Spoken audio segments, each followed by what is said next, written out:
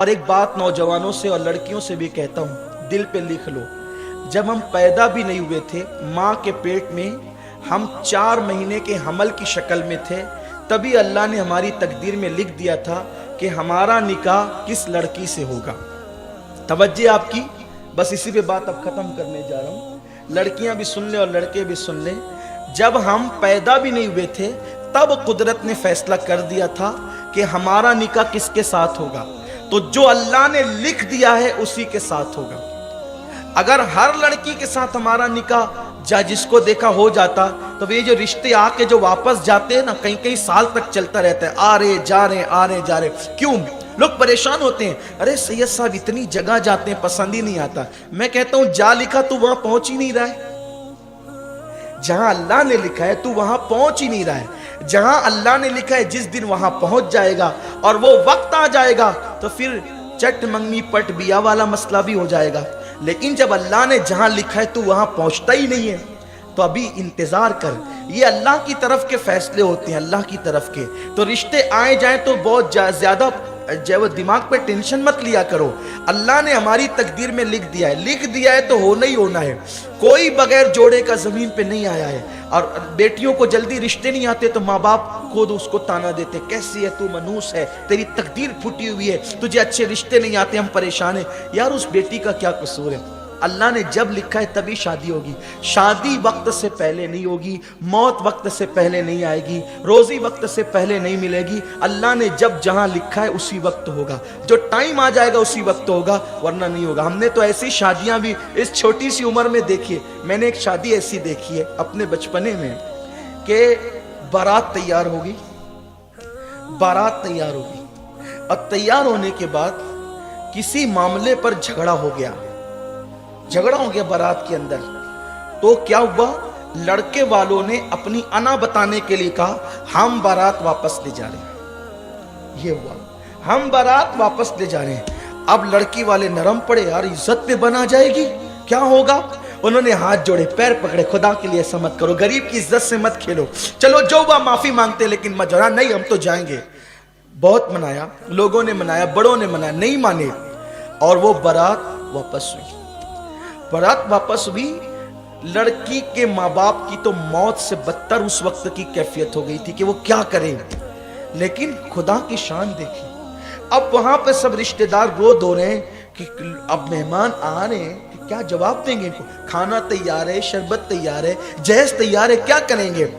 ایسے میں ایک لڑکا اپنی ماں اور اپنے باپ کے ساتھ شادی میں شرکت کے لیے آیا تھا، اور وہ بہت مالدار گھرانے کے تھے۔ وہ جو بارات آئی تھی اس سے بہت مالدار گھرانے کے وہ لوگ تھے۔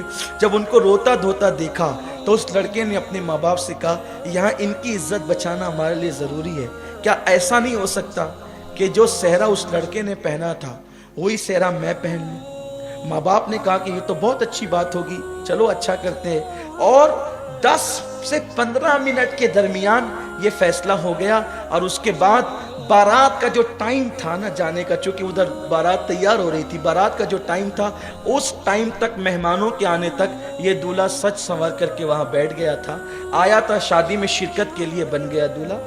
اب لوگ حیران تھے ایسا کیوں ہوا؟ وہ ایسا اس لیے ہوا کہ اس کی قسمت میں نہیں لکھا تھا، تو یہ بہانے سے کینسل تو نہیں تھا، یہ تو اس کی بیوی بننے والی تھی نا۔ ایک بات مجھے بہت پیاری سے یہاں یاد آ گئی اور اس کو بیان کر کے بات ختم کرتا ہوں، مجھے مرکز جانا ہے۔ امام اعظم کے دور میں ایک حادثہ ہو گیا۔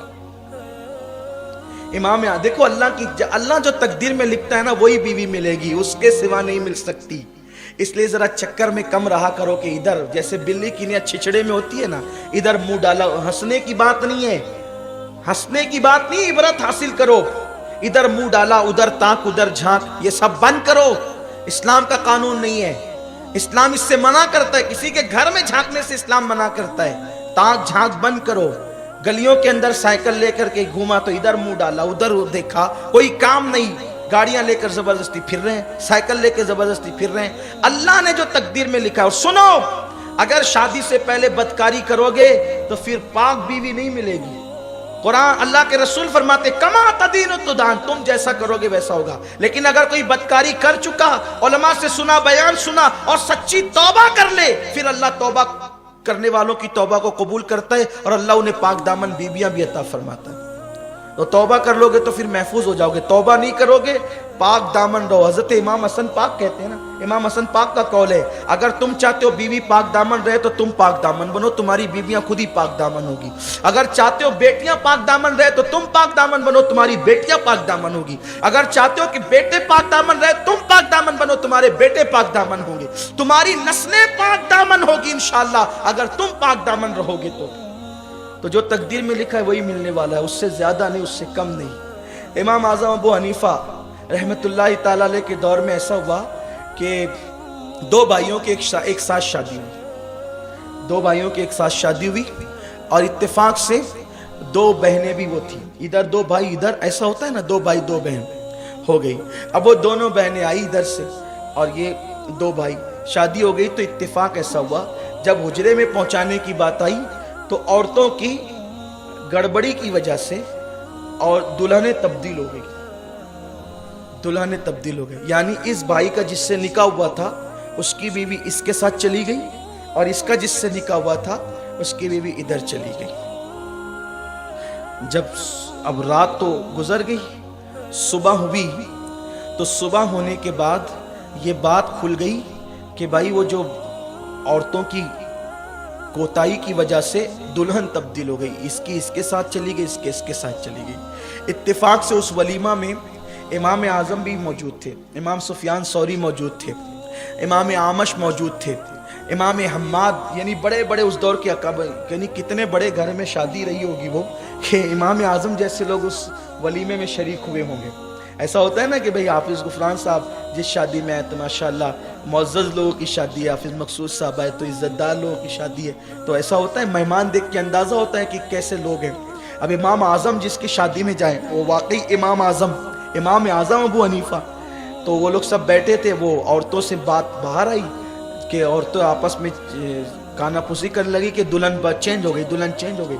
अब औरतों को बात पता चले तो वो छुपना कब थी, तो सब, अब हर दौर की औरत तो औरत ही होती है और हर शहर की औरत ही होती है। खूब चीख पुकार होने लगी, अब क्या होगा, अब क्या होगा।